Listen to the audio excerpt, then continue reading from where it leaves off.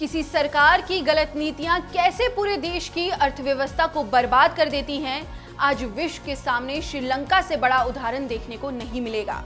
हालात इतने बेकाबू हो चुके हैं कि जनता सड़कों पर है। विपक्षी दल सरकार के विरुद्ध अविश्वास प्रस्ताव लाने पर विचार कर रहा है। स्थिति किसी तरह नियंत्रण में आ जाए, इसके लिए श्रीलंका को नोट छापने पड़ रहे हैं। आज इसी मुद्दे को लेकर विश्लेषण करेंगे। पड़ोसी देश श्रीलंका में लोग सड़कों पर हैं, नारेबाजी की जा रही है और सरकार को हटाने की मांग भी। देश में आर्थिक संकट गहराने से खाने पीने वाली चीजों की कीमतें आसमान छू रही हैं। महंगाई को देखते हुए श्रीलंकन सरकार ने 119.8 अरब रुपए छापे हैं। श्रीलंका के सेंट्रल बैंक ने इसकी जानकारी दी। श्रीलंका में ऐसे हालात इतिहास में पहली बार हैं जब लाखों लोग गरीबी रेखा से नीचे चले गए हैं।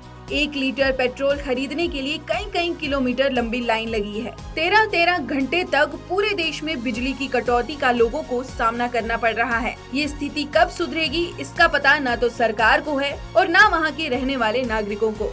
ऐसे में राजपक्षे सरकार के खिलाफ लोगों का गुस्सा बढ़ता जा रहा है। अब ऐसे में सवाल उठता है कि क्या श्रीलंका दिवालिया हो चुका है? क्योंकि जिस विकट स्थिति का सामना इस समय श्रीलंका कर रहा है, उसको देखकर तो कम से कम ऐसा ही लगता है। सरकार के अचानक केमिकल फर्टिलाइजर्स को एक झटके में पूरी तरह से प्रतिबंधित करने और 100% जैविक खेती के निर्णय ने श्रीलंका के कृषि क्षेत्र की कमर तोड़ दी है। श्रीलंका के सकल घरेलू उत्पाद में 10% पर्यटन के क्षेत्र से आता है, लेकिन कोरोना महामारी के चलते ये सेक्टर भी पूरी तरह से तबाह हो गया है। अकेले चीन का ही श्रीलंका के ऊपर $5 बिलियन से ज्यादा का कर्ज है। श्रीलंका के पास महज $2.8 बिलियन विदेशी मुद्रा भंडार ही शेष बचा है। रूस और यूक्रेन की लड़ाई ने भी श्रीलंका की चुनौतियां बढ़ा दी हैं। ये वो कारण है जिसने सोने की लंका कही जाने वाली श्रीलंका की आर्थिक कमर तोड़कर रख दी। आर्थिक संकट से जूझ रहे श्रीलंका की राजपक्षे सरकार ने इस समस्या से निपटने के लिए रुपए छापने का फैसला किया। श्रीलंका ने छापे 119.8 अरब रुपए। श्रीलंका में इस वर्ष अब तक 432.76 अरब रुपयों की छपाई की जा चुकी है। श्रीलंका का इरादा इसके जरिए खुद को आर्थिक संकट से बाहर निकालने का है, लेकिन सवाल उठता है कि क्या रुपए छापकर इस संकट से निपटा जा सकता है या फिर देश को जरूरत है अपने आर्थिक नीतियों में सुधार लाने की, ताकि संकट से सही मायने में निपटा जा सके। आइए समझते हैं रुपए छापने के गणित को। सरकार एक तय सीमा से ज्यादा करेंसी नहीं छाप सकती है, क्योंकि ऐसा करने से देश में महंगाई बढ़ सकती है। आर्थिक हालात को संभालने के लिए श्रीलंका अब तक 432.76 अरब रुपए छाप चुकी है, लेकिन उसकी स्थिति में कोई सुधार नहीं आया। हम जिन चीजों का उपभोग करते हैं या सेवाएं लेते हैं वो तो उतनी ही है, लेकिन बाजार में करेंसी बढ़ जाने से उनकी कीमत में बढ़ोतरी हो जाएगी। ज्यादा रुपए छापने से उत्पादन को नहीं बढ़ाया जा सकता, बल्कि इससे महंगाई और बढ़ेगी।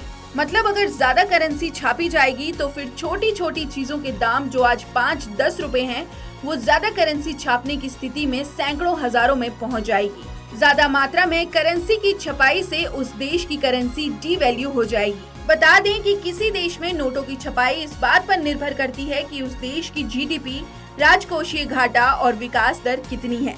इन सभी बातों का ध्यान रखते हुए देश की सरकार और केंद्रीय बैंक इस बात का निर्णय लेते हैं कि कब और कितने नोट छापे जाने हैं।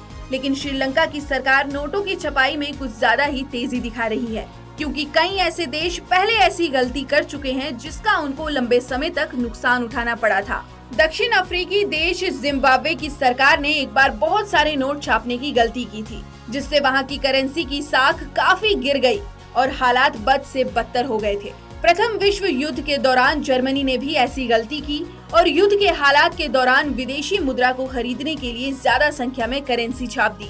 इसका असर ये हुआ कि जर्मनी की अर्थव्यवस्था बदहाली के दौर में पहुंच गई थी।